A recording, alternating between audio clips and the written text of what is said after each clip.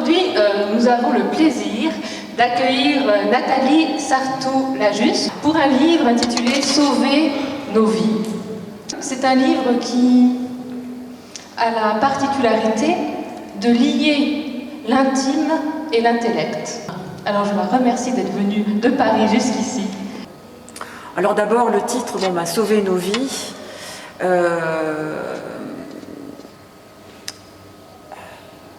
J'ai eu tout de suite, quand l'éditeur m'a demandé, l'éditeur m'avait proposé d'écrire un livre en me donnant carte blanche, ce qui est quand même une grande chance. Et je lui avais dit à cette période-là, oh là là, je n'ai pas vraiment de sujet de réflexion et d'écriture en cours, mais en revanche, si je pense s'il y a une injonction qui me traverse et qui pourrait être un titre du livre, elle me dit j'ai le titre mais j'ai rien d'autre, je lui ai dit pour l'instant, ça serait Sauver nos vies. Donc Sauver nos vies, ça a été là, voilà, cette injonction, cette exigence-là m'a animée dans l'écriture de ce livre depuis le début. Et pourtant, je dirais tout de suite, c'est plus facile de dire ce qu'un livre n'est pas que ce qu'il est. Alors je dirais que ce livre n'est pourtant pas un traité théologique ou même un traité philosophique sur le salut. Là, il en existe des théologiens très prestigieux ont réfléchi, si vous voulez, sur cette question du salut, et même des philosophes, ont écrit de vrais traités. Le dernier en date, qui est absolument remarquable, qui est de Denis Moreau, qui s'appelle « Les voies du salut », et qui est vraiment un traité philosophique sur le salut.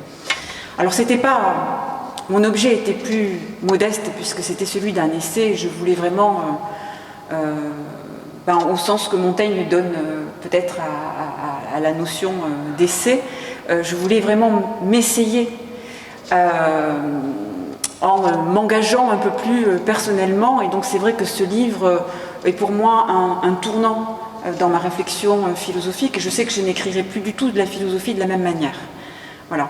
Et ce registre-là de l'essai, avec l'engagement personnel que cela suppose dans la réflexion, eh bien c'est vraiment une démarche qui m'intéresse.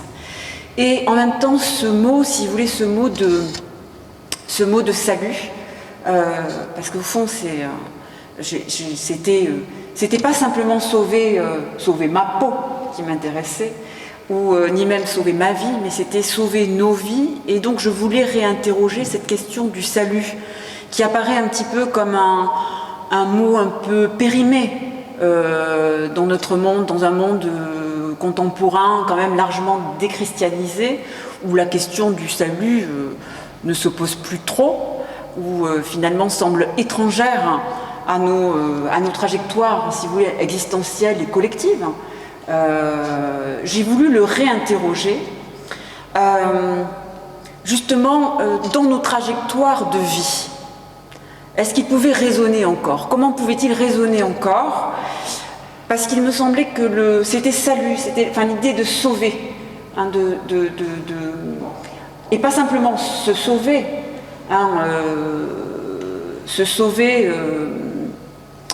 au sens peut-être premier du terme, même si j'ai voulu partir de là, prendre en compte cette idée de sauver, l'urgence dans laquelle on peut être de sauver sa peau. Il y a peut-être aussi ce mot a encore, s'il a une résonance contemporaine, c'est plutôt dans une démarche, je dirais, qui est urgentiste, qui est médicale, de sauver des vies, si vous voulez, et puis peut-être aussi une urgence écologique, de sauver la vie, sauver la terre, sauver le monde.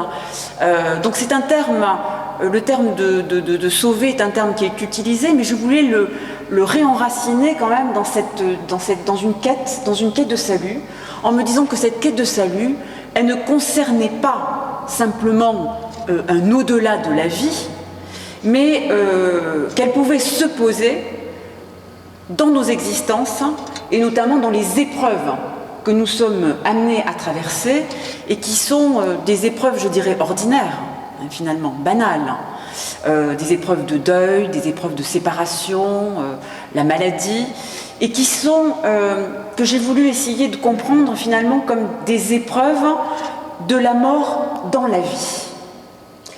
Et c'est en ce sens-là que la question du salut se pose.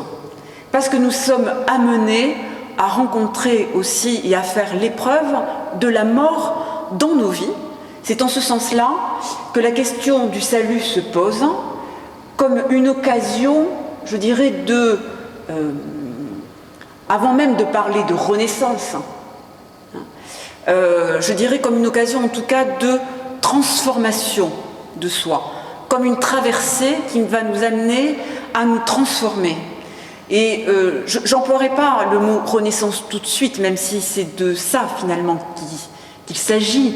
De renaissance, nous sommes amenés à, je pense, à mourir et à renaître plusieurs fois dans notre vie, et en ce sens-là, à expérimenter ce que la résurrection peut vouloir dire.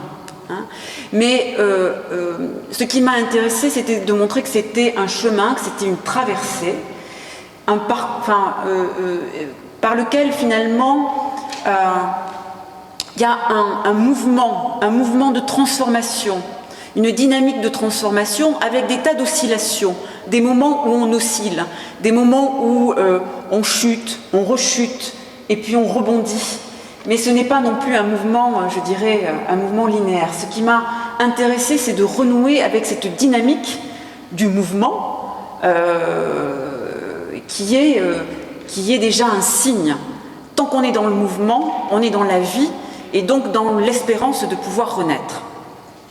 Alors c'est vrai que j'ai essayé aussi de mêler, c'est en ce sens-là que pour moi c'est un essai, et que je dis que je ne ferai plus jamais de la philosophie de la même manière, c'est que là j'ai touché à quelque chose, si vous voulez, qui m'intéresse. J'ai essayé de mêler plusieurs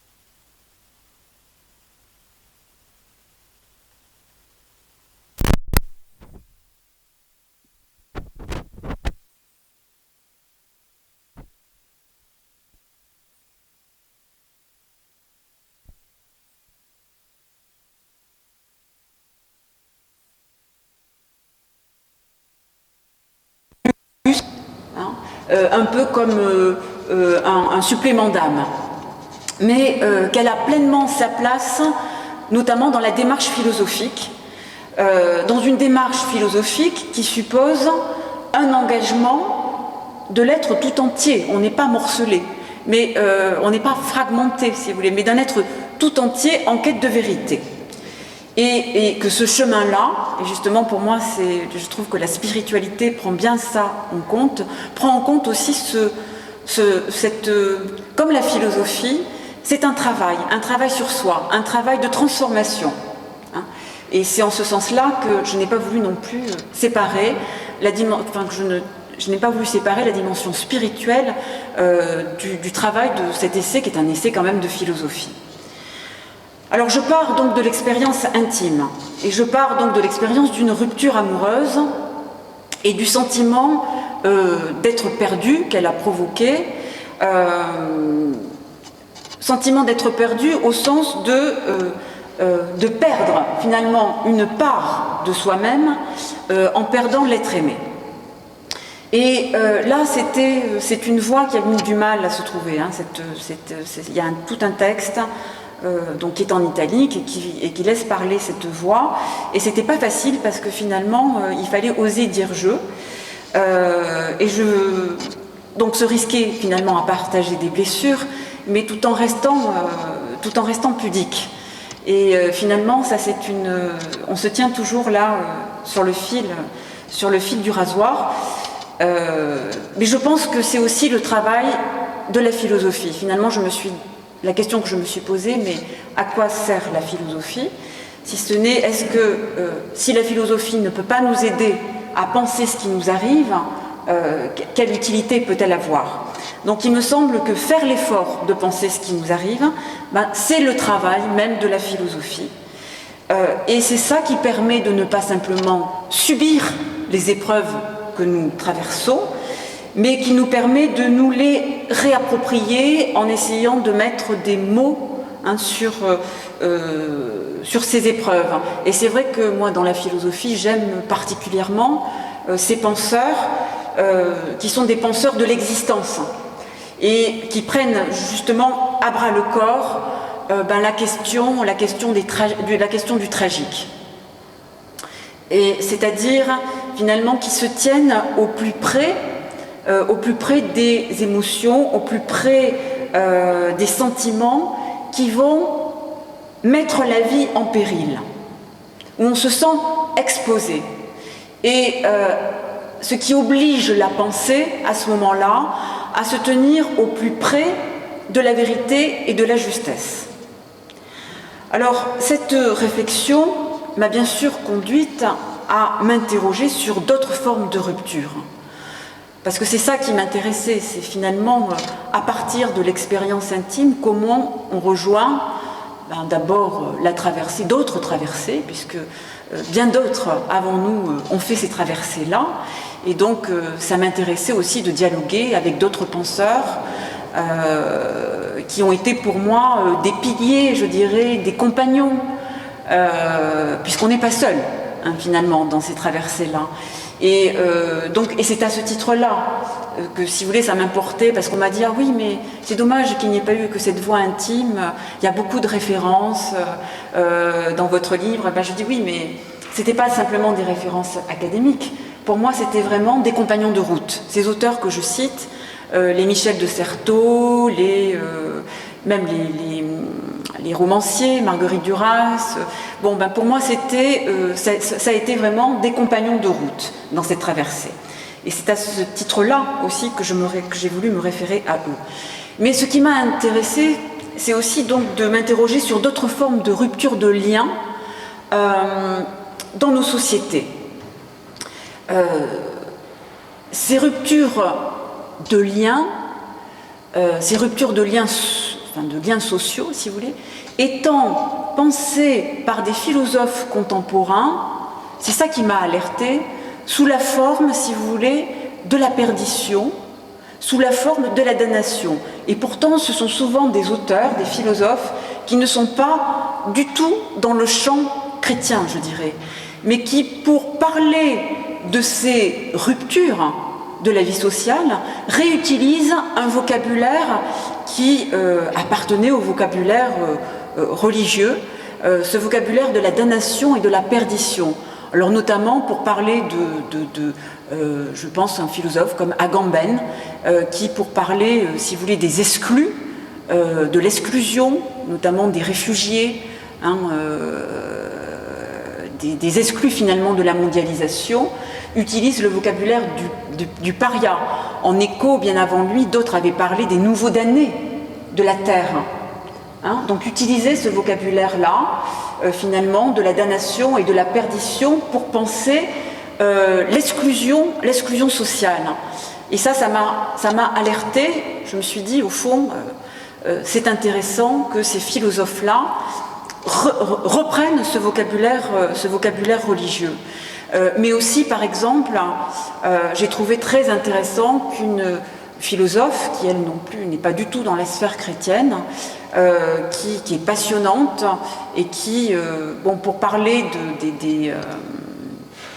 des blessures, mais de blessures qui sont irréparables finalement, ce qu'elle appelle les nouveaux blessés que sont les malades d'Alzheimer, mais même, elle va plus loin, elle essaie de faire, si vous voulez, des liens entre philosophie, neurosciences et psychanalyse, mais pour parler de nouvelles formes de trauma dans la culture contemporaine. De trauma, c'est Catherine Malabou, elle parle des nouveaux blessés. Catherine Malabou, voilà, elle a écrit un livre qui s'appelle « Les nouveaux blessés ». Et elle aussi, elle parle finalement de damnation sans rédemption. Voilà. Alors, je dirais que tous ces philosophes-là utilisent, pour penser d'une certaine manière, on va dire, des catastrophes. Hein. Le terme de la... Enfin, on utilise beaucoup, hein, si vous voulez, pour parler de ce cortège des vies perdues, nos sociétés se développent de plus en plus à travers ce modèle de la catastrophe, et d'une catastrophe qui est pensée presque avec des résurgences un petit peu du fatalisme, ou en tout cas en résonance avec un retour, si vous voulez, d'une conception du destin à la grecque, hein, de quelque chose qui nous tombe dessus, qui s'abat sur nous, hein, donc une forme de tragique, si vous voulez, mais qui est dans sa résonance qui est très grecque, hein, d'une espèce de fatalité. Et j'ai trouvé intéressant cette résurgence-là pour penser justement des blessures sans rédemption ou sans réparation. En tout cas, à l'intérieur de ma famille, à moi, qui est une famille qui est chrétienne, je me suis dit que tiens, voilà, c'était intéressant. En tout cas, j'ai voulu prendre au sérieux l'idée qu'il pouvait y avoir des blessures irréparables. J'ai voulu prendre en considération cette notion d'irréparable. Parce que je trouvais que le discours contemporain était peut-être, même dans le champ chrétien, hein, même dans le champ chrétien, on parle beaucoup de parcours de guérison intérieure. Donc on est envahi par ce vocabulaire, non plus, on a laissé de côté la question, si vous voulez, du salut, mais ce qui domine, c'est un discours de guérison. Nous voulons guérir aujourd'hui, et nous voulons guérir de tout, et si possible, vite. Alors je trouve que bien sûr ce désir et ce vœu de guérison, il est tout à fait légitime, il est bon, hein, si vous voulez, de vouloir guérir. Je ne suis pas du tout à essayer je ne suis pas du tout doloriste, hein, à dire qu'il faut entretenir nos plaies, entretenir nos blessures, pas du tout. Mais en revanche, si vous voulez, je pense je me méfie de cette recherche, si vous voulez, de santé et de bien-être comme performance individuelle, qui serait vraiment au cœur aujourd'hui de nos préoccupations. En tout cas, je me méfie de ce volontarisme excessif dans la guérison et dans la reconstruction, dans la résilience, qui tend justement à effacer les blessures irréparables et le tragique de l'existence, parce qu'il me semble qu'il ne sert à rien, hein, si vous voulez, de vouloir effacer ce tragique-là, que même de vouloir le gommer, de vouloir le nier, eh bien on peut courir vers d'autres désastres. Et c'est en ce sens-là que je pense que le régime du salut n'est pas tout à fait le même que le régime de la guérison. Ce sont des régimes. Le régime du salut ne se construit pas contre le régime de la guérison. Ce sont des régimes qui, bien sûr, interfèrent, mais ce n'est pas la même dynamique. Dans la guérison, je dirais, il y a une volonté de réparer et de retrouver, je dirais, l'intégrité physique et psychique d'un état antérieur. Dans le régime de salut, je dirais qu'il y a une véritable traversée de la mort. Et je dirais une traversée accomplie de la mort qui n'efface pas les blessures. D'ailleurs, le Christ ressuscité apparaît avec les stigmates, je dirais, de ces blessures. Nous disons bien que ces blessures-là ne sont pas résorbées, ne sont pas effacées, et qu'on ne sort pas indemne de cette traversée de la mort. Mais je dirais que le régime du salut n'enferme pas non plus dans une douleur qui serait accablante, parce que définitive. Ce qui serait, je dirais, c'est parce que ça peut être ça, la blessure irréparable. Elle peut nous enfermer finalement dans une douleur définitive, dans une forme de dépression, je dirais, ce que j'appelle dans mon livre l'impasse mélancolique. Et ce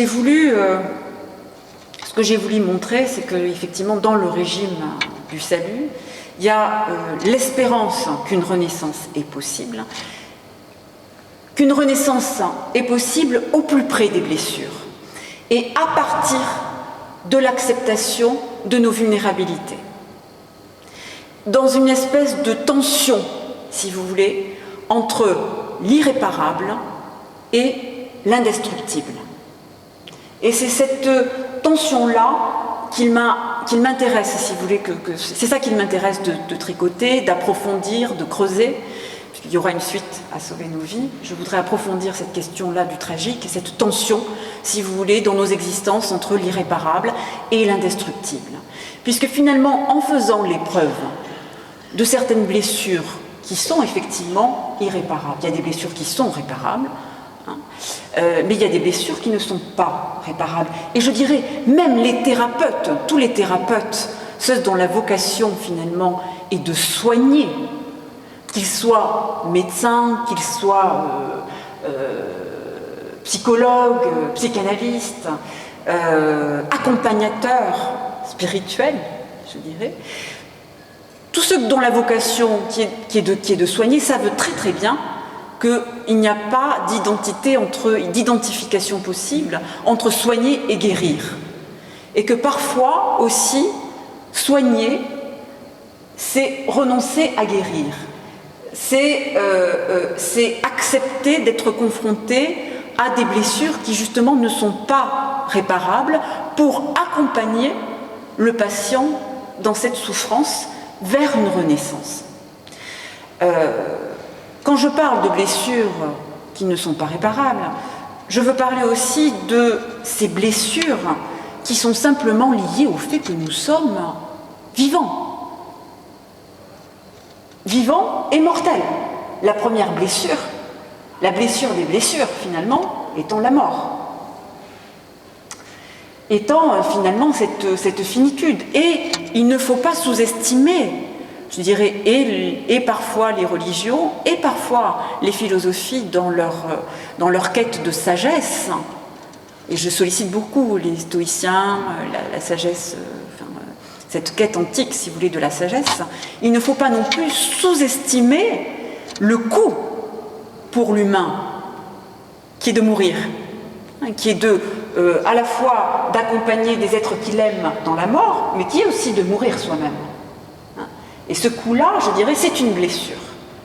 C'est une blessure dont il ne faut pas sous-estimer l'ampleur, le poids. Et même dans une démarche, je dirais, de foi, où on envisage peut-être parfois trop vite, dans ce que j'appelle une forme de théologie, j'appelle ça la théologie bisounours, mais on voit tout de suite, si vous voulez, on nous montre le Christ en gloire, cette espèce de rédemption qui serait le Christ en gloire, en oubliant la passion. Et que ce Christ glorieux porte encore justement les stigmates de cette traversée de la mort. Et si je tiens beaucoup à cette tension, à cette dynamique entre si vous voulez, l'irréparable et l'indestructible, c'est que je crois que justement, alors ça c'est pas facile à expliquer parce que j'anticipe sur sur le prochain livre. Donc c'est pas encore vraiment élaboré, c'est élaboré à tâtons. C'est que au fond, le fait de rencontrer des blessures irréparables, liées au fait que nous sommes vivants, donc mortels, liées au fait que l'amour n'est pas forcément comblant, même dans les histoires d'amour les plus accomplies. On se heurte à des formes de désamour et on se heurte aussi au fait que l'amour manque, au fait que l'autre manque, que le sens manque. C'est ça le tragique, en fait, de l'existence. Eh bien, il me semble que le fait de se confronter à cette blessure-là nous ouvre à une autre soif, qui n'est pas le désir de guérison, mais qui est ce que j'appelle déjà dans Sauver nos vies, le désir radical de vivre. Et là, nous sommes, si vous voulez, à ce moment-là, au plus près, je dirais, de ce qui nous met en péril, au plus près de ce qui nous expose, au plus près de ce qui nous altère, au sens où nous sommes altérés par une épreuve. Nous ne sortons pas indemnes d'une épreuve. Une épreuve nous altère, nous transforme, nous ne serons plus la même personne avant qu'après. Eh bien, dans ce chemin qui est une véritable altération de soi, ou l'image de soi, on prend un coup. C'est un travail de désillusion sur soi. L'image de soi en prend un coup, puisque nous sommes amenés à rencontrer ce qui nous fait de nous des êtres vulnérables. Eh bien, c'est à cette condition-là que l'on peut se désaltérer aussi à une autre soif, à ce désir radical de vivre et à faire l'expérience en nous de forces qui résistent. Il y a quelque chose qui résiste. Il y a un foyer de résistance, ce que j'appelle l'indestructible, que saint Augustin appelle cette part, si vous voulez, dans l'intimité, cette part qui est la plus intime que soi-même. Donc on n'y a pas forcément accès. Avant d'y accéder à cette intimité-là, à ce foyer-là de vie, à ce désir radical de vie, il y a plein de couches que l'on recouvre. Il y a plein de strates. Et il est difficile parfois aussi d'accéder, je dirais, à ce foyer-là tout seul. Ces ressources-là, ces réserves-là, qui sont des réserves de vie, qui sont à la fois, je dirais, inaccessibles peut-être simplement à nous-mêmes par nous-mêmes. C'est pour ça que j'insiste beaucoup sur la dimension relationnelle du salut. Avec cette idée, si vous voulez, que justement, on ne se sauve pas tout seul. Et c'est bien sauver nos vies. C'est pas sauver, ni sauver sa vie, ni encore moins, je dirais, ni sauver son âme, ni sauver sa peau, mais c'est bien sauver nos vies. En disant sauver nos vies, j'ai voulu vraiment insister sur cette dimension relationnelle du salut. Parce que bien sûr, l'exigence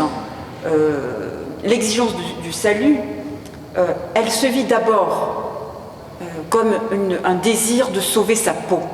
De sauver sa peau au sens où quand on se trouve littéralement confronté au danger, à un danger de mort, quand on se voit mourir, eh bien, on cherche à sauver. Il y a quand même déjà, on fait l'épreuve de ressources, une espèce qu'on appellera la logique, l'instinct de survie. Et on découvre en soi des ressources parfois insoupçonnées qu'on ne peut pas finalement imaginer tant qu'on n'a pas été confronté à une épreuve où on est menacé de mort. Donc on expérimente ça déjà. Mais c'est vrai que le fait de vouloir chercher à sauver sa peau peut, je dirais, nous amener à construire, à élaborer tout un système, et là l'humain, je dirais, est très fort pour ça, un système de, je dirais, de défense, un système de défense très élaboré de sa personnalité pour se défendre, sauver sa peau contre les autres, parfois, et contre le monde, en se mettant en retrait, en creusant des trous parfois très profonds. Il y a une nouvelle comme ça de Kafka, Le Terrier. C'est quelqu'un qui creuse un trou sans fin. C'est ça, je dirais, dans la dépression, on découvre aussi quand même qu'on est capable parfois de creuser des trous très profonds qui sont des espaces néanmoins de survie, c'est-à-dire la maladie est parfois un système de défense. La dépression est parfois un système aussi de défense. Un système de défense contre, je dirais, un monde que l'on perçoit comme étant agressif. Quand tout nous agresse, eh bien, on cherche d'abord à se retirer. Mais le fait de constituer comme ça, si vous voulez, un système de défense très élaboré, peut nous entraîner aussi à nous enfermer. Et on sent bien qu'à un moment donné, sauver sa peau, on peut perdre sa vie à vouloir la sauver. Et on peut perdre sa vie à chercher à tout prix à sauver sa peau. Alors se pose la question, bien sûr, qu'ont posé les philosophes, qu'ont posé la question de sauver son âme, de prendre soin de son âme. Et prendre soin de son âme, c'était déjà accéder à quelque chose à ce foyer, je dirais, en soi qui est plus que soi, d'une certaine manière, qui n'est pas simplement sa vie, et qui peut nous relier aussi à la vie des autres. Sauver son âme, c'est pas tout à fait sauver sa peau, c'est essayer aussi de se sauver en cherchant à à se relier à un autre que soi,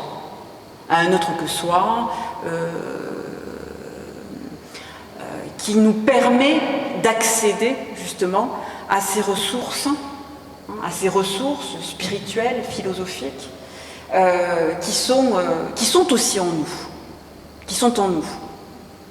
Mais j'ai voulu élargir à sauver nos vies, au sens où je crois profondément donc qu'on ne se sauve pas tout seul, que nous ne sommes pas à notre origine, que nous nous recevons toujours d'un autre, ce que je développe longuement dans mes réflexions antérieures sur la dette, mais que j'ai retrouvé là sous une autre dynamique, mais qu'on se reçoit aussi d'un autre,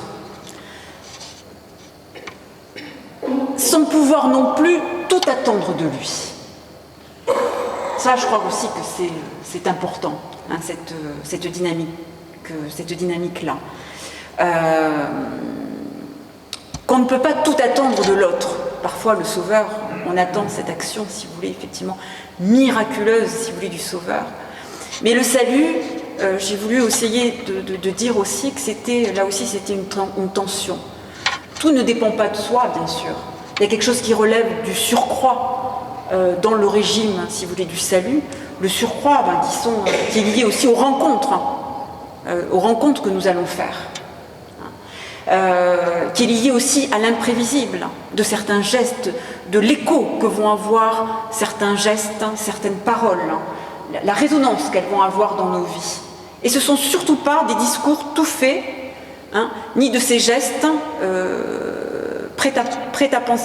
tout prêts que l'on a souvent dans ces circonstances, quand on est confronté à des personnes qui traversent une séparation, qui traversent un deuil. On a des formules toutes faites, je dirais, évidemment, ce ne sont pas ces discours-là, ces gestes-là, souvent qui sauvent, mais c'est des fois des presque rien, au sens où je dirais que là aussi, il n'y a pas un prêt-à-penser, voilà, il n'y a pas de recette. Il n'y a pas de recette, et il faut laisser place au surcroît, à l'imprévisible. Mais néanmoins, il y a quelque chose aussi qui dépend de nous. C'est-à-dire il s'agit aussi de faire malgré tout un travail, comme les psychanalystes parlent, de faire... c'est vous qui travaillez, et c'est vrai que ça ne dispense pas d'un travail. Je pense que même d'ailleurs l'accompagnement spirituel suppose aussi un travail, et je dirais que pour l'essentiel, pour le résumer vite, c'est un travail sur soi qui est un travail aussi de désillusion au sens où on découvre qu'on ne peut pas tout, qu'on n'est pas tout puissant, mais où on découvre aussi que l'on n'est pas nul, que l'on n'est pas rien. Ça aussi, je dirais que c'est important, parce qu'évidemment, là, ça peut être un terrible refuge. Il peut y avoir une terrible encore volonté de contrôle dans le fait de dire, finalement, je suis nul. Je suis nul, je ne vaux rien, la pente vers laquelle je vais, finalement, c'est une pente, parce que cette pente-là, je la connais, je la maîtrise, les angoisses, finalement, me sont familières, c'est ce que je connais le mieux dans ma vie, et ce sont ces angoisses-là, je les ai apprivoisées, c'est avec elles, finalement, c'est devenu des bonnes compagnes, et on sait vers quel chemin on va, on sait vers quel chemin ça mène. La pente de l'autodestruction ne peut mener qu'à la mort, et le fait de savoir où ça mène, où ça nous conduit, montre qu'il y a là encore une fois une volonté de contrôle, une volonté de maîtrise, un peu paradoxale. Alors que faire le choix de la vie, c'est toujours plus compliqué que faire le choix de la mort. Faire le choix de la vie, c'est